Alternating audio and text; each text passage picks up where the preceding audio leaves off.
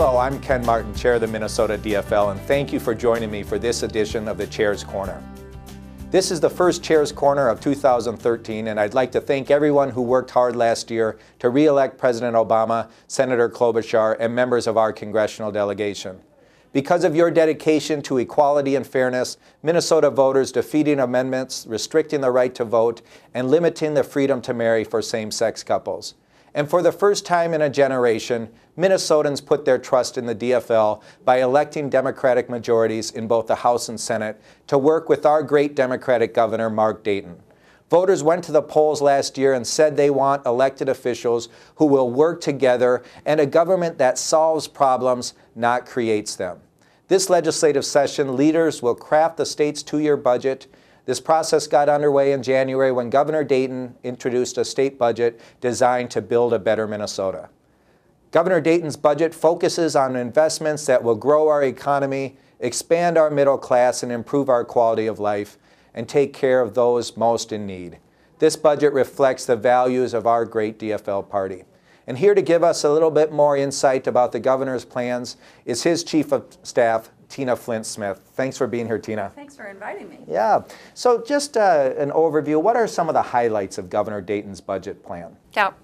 Well, when the governor created this budget, he was really focused on how can we put fairness back in the system by asking the richest Minnesotans to pay their fair share, by closing loopholes that just benefit a few, and then making investments in what really is going to move Minnesota forward. So that means for the governor, it's all about education and job creation. So his budget makes investments that people have been talking about being really great ideas for years, but nobody could get the oomph to get it done, and that's investments in our earliest learners, in all-day kindergarten, in K-12 education, and in higher ed so that our kids aren't getting out of college with this massive pile of debt on their shoulders. So it's a very progressive budget. And after a decade of cuts, these investments are sorely needed in this state, right? Absolutely. I mean, for over a decade, we've been solving our state's budget problems by games and gimmicks, by borrowing from our future, and by using one-time dollars to do things that we need to do for the long term. So the governor's budget is truly balanced, and that's real reform. Absolutely. I read a recent tax incidence study by the Department of Revenue that said the low-income and middle-income earners in this state pay 20% more in terms of their taxable income than the wealthiest Minnesotans. How does the governor raise revenue fairly to pay for these investments that he talks about, given the fact that it's so skewed?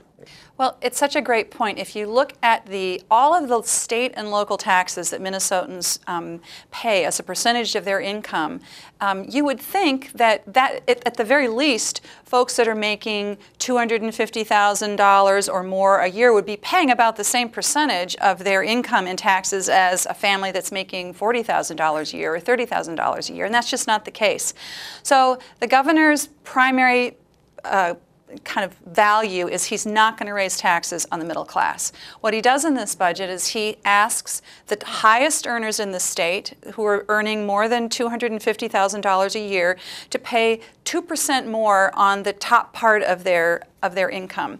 What's really amazing is that if you think about that top 2%, what's the average income of that top 2% of Minnesotans? It's over $600,000. Wow. It gives you an idea of how some people, God love them, have been doing great over these last 10 years, while so many of the rest of Minnesotans have been falling behind. Yeah, and we're asking 2% to pay a little bit more to help us balance our budget and make these critical investments in the future. I think it's clear. The governor has been very honest in this budget.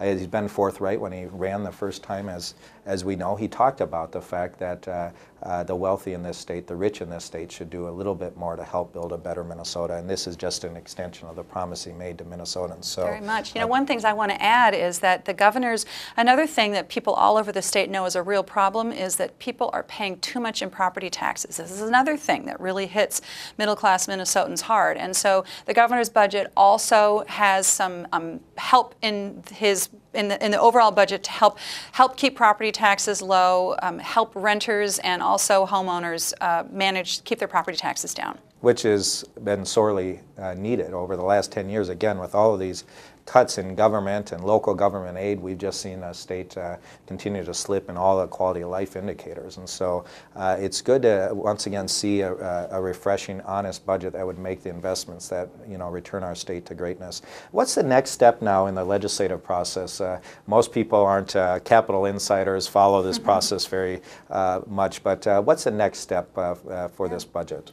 Well, today the governor introduced his supplemental budget, and so that's what we're going to be working with going forward. The next thing is that the legislature, both the House and the Senate, need to say, here's how much we think we ought to spend when it comes to the state's budget. That's called setting their targets. So that both the House and the Senate majority party, which are Democrats, will be setting their targets and saying what they think the size of the overall budget should be, and then how much should we be investing in education and health care. And of course, we hope that they'll set targets that are really close to the governor's, because we think that that's really the direction that we need to go. Once those targets are set and the legislature takes a break to go back and listen to their constituents in their districts over the Easter Passover break, then we'll be in April, and the real hard work of really hammering out exactly what's going to be included in the state budget will be done. And we'll be finished by, well, we hope as early in May as we can be. But the session needs to end by about May 20th, I think. Speaking of listening to the constituents, I was really pleased to see Governor Dayton in this era of politicians who are very strident and set in their ways and refuse to listen to their constituents. I was really pleased to see him listen to constituents on the business-to-business tax proposal that he put forward. He removed that the other day, and again, I think this is a testament to the governor's leadership on putting ideas out there that are strong ideas, but then again taking a step back to listen to people before making final decisions. And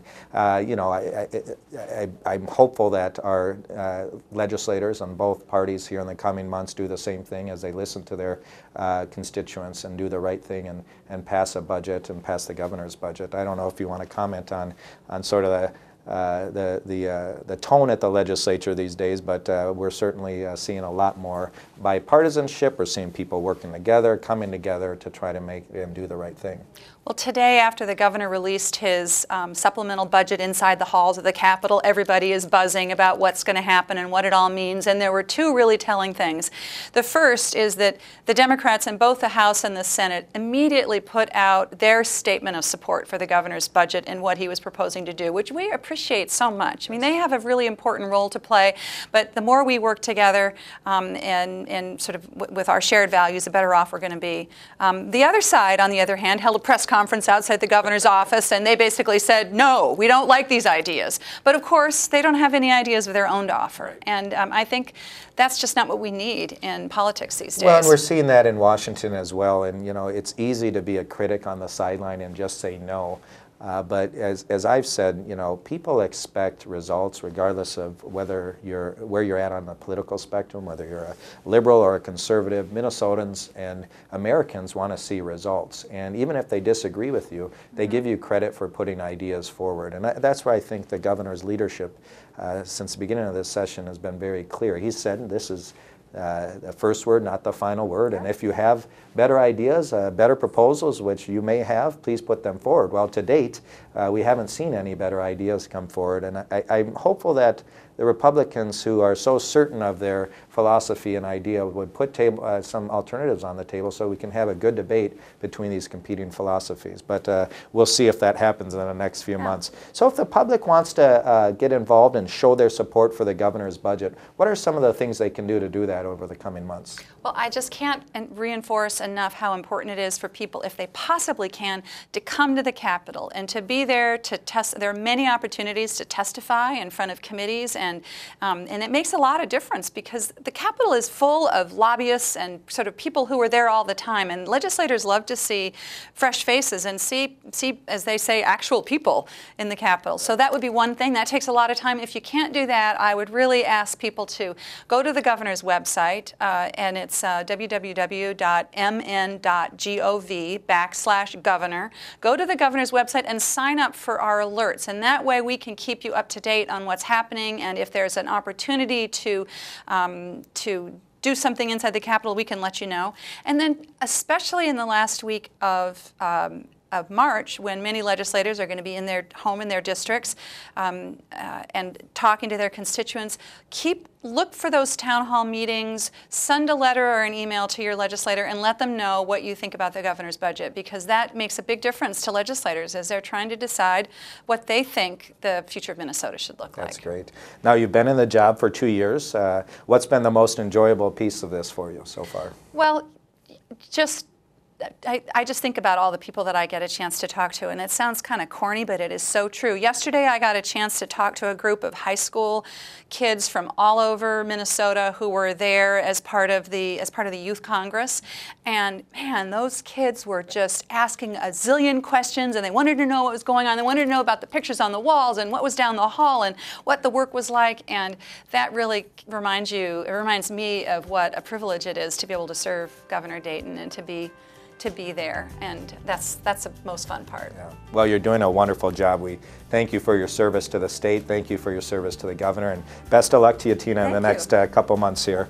Thank you all so much for joining us today, and thank you to Tina for talking about the governor's efforts to build a better Minnesota. Until next time, I'm Ken Martin, and this is the Chair's Corner.